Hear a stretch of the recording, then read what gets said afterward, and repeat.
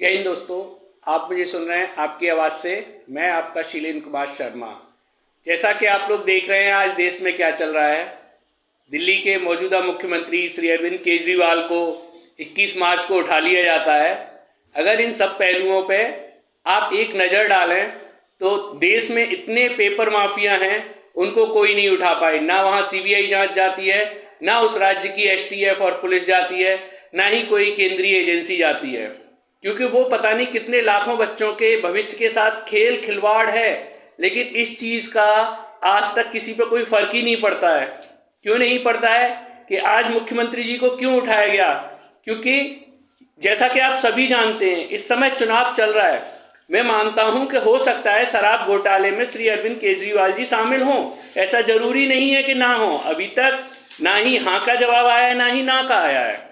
लेकिन ये अभी कोई नहीं कह सकता कि दोषी हैं, या ना कोई ये कह सकता कि वो निर्दोष हैं।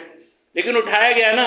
सेम यही वक्त याद कीजिए जब उत्तर प्रदेश एसआई के पेपर से लेके, उत्तर प्रदेश पुलिस के पेपर से लेके, यूपी लेखपाल से लेके, राजस्थान के एसआई से लेके, महाराष्ट्र के पेपर लीक से लेके आज तक ऐसा कौन सा पेपर हुआ जिसमें नकल माफियाओं ने नकल नहीं कराई।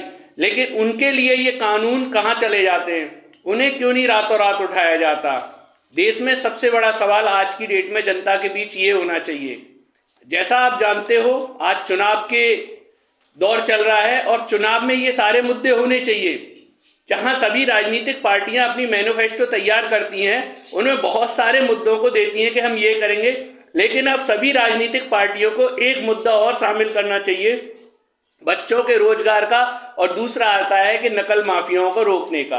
अगर कोई भी राजनीतिक पार्टी इस पे काम करने में सक्षम है, क्योंकि अगर आप 1947 में जाएंगे जब हमारे देश को रोटी कपड़ा और मकान की जरूरत थी।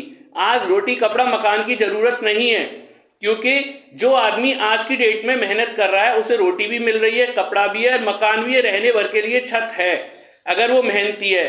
लेकिन जिस चीज से हमारा देश गुजर रहा है आज वो जरूरत है बिजली पानी सड़क की। अगर दूसरी तरफ आप डाइवर्ट करते हो तो इन चीजों पे काम करने का, इन चीजों पे सरकार काम करने में सक्षम है। सरकार के पास अपनी सेंट्रल बॉडीज और स्टेट बॉडीज हैं, तो उन पे गवर्नमेंट काम कर रही है।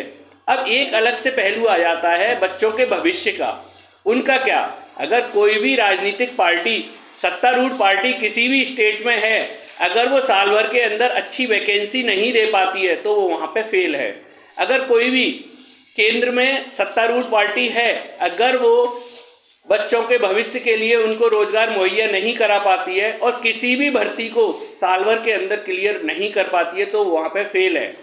क्योंकि अगर आपने देखा होगा कि बहुत सारे, जब भी अगर आपने देखा कि केजरीवाल जी का ईडी वाला एक्शन रातों रात हुआ, कई बार बेंच भी बहुत लेट तक खुली, लेकिन ऐसा जब किसी पारिवारिक प्रॉब्लम हो या किसी स्टूडेंट्स की लाइफ का सवाल हो या और चीजें जो आप देख रहे हैं समाज में, ऐसे अगर मुद्दे हैं तो इन पे क्यों नहीं बेंच रात तक बैठ पाती?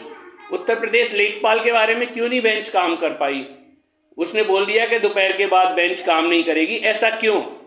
ये होना चाहिए कि जितनी भी भर्तियां आपकी पेंडिंग है वो जल्दी से जल्दी क्लियर हों, और वो क्लियर जब ही होंगी जब सरकार चाहेगी। और सरकार क्यों नहीं चाहेगी कि उनको लटका के रखो। मैं ये नहीं कहना चाहूंगा कि कौन सी पार्टी, सारी पार्टियां एक जैसी हैं। आप सभी का भी भविष्य का या भूतकाल का उनको निर्धारित करके देखें, भविष्य में आने वाले जो सोच रहे हैं उनको भी देखें, और अभी सत्तारूढ़ पार्टी है उसको भी देखें, और भूतपूर्व में जो शासन कर चुके हैं उनको भी देखें। दूध का दूध पानी का पानी सामने आ जाएगा। लेकिन सोचने वाली बात यह कि ये विद्यार्थी कब तक लड़ता रहेगा? 3 साल, 4 साल, 10 साल, और जब तक उसकी एज निकल जाती है फिर वो अपना वही खुरपी पामरा उठाता है और उसमें खेत में काम करने लग जाता है।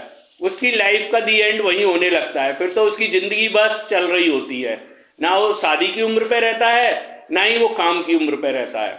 तो इसके लिए जरूरत क्या है? जरूरत इसके लिए ये है कि सभी राजनीतिक पार्टियों को अपनी मैनिफेस्टो में ये देना चाहिए, जो भी हम भर्ती कराएंगे उनका टाइम निर्धारित रहेगा, सभी विभागों का कैलेंडर रहेगा। जैसे कि अभी एसएससी ने अपना कैलेंडर निकाला, या रेलवे अपने कैलेंडर के बारे में सोच रही है, अभी क्लियर कुछ नहीं हुआ। और अगर उत्तर प्रदेश की बात करें तो यूपी SSSC का कैलेंडर तो कभी कामयाब हुआ ही नहीं है। तो इन सबको जितने भी विभाग हैं अपने कैलेंडर और उन पर बहुत बड़ी ईमानदारी से काम करना होगा, तब हमारा देश और प्रदेश दोनों का ही भविष्य उज्जवल रहेगा। जहां हम 400 पार की बात कर रहे हैं, 400 पार सीट की बात कर रहे हैं, तो वो 400 पार जनता के बगैर नहीं आएंगी और जनता उसके भागीदार है, क्योंकि जो विद्यार्थी हैं उन्हीं के माता पिता जनता हैं, उन्हीं के भाई बहन जनता हैं, वही वोट देने वाले हैं, वही आपकी वोट बैंक है। तो कभी उस पर काम करके देखिए और देखिए कोई भी पार्टी फिर कितनी अच्छी राजनीतिक पार्टी कहलाएगी। और जो आज देश में चल रहे हैं ये सब राजनीतिक मुद्दे हैं, ये आए हैं और चलते रहेंगे। जिसने गलत किया है उसको जेल में जाना ही जाना है, नहीं गलत किया है वो बाहर आ जाएगा। लेकिन कुछ राजनीतिक पहलू भी होते हैं, उन पर हम बोलना नहीं चाहते। जय हिंद, जय भारत।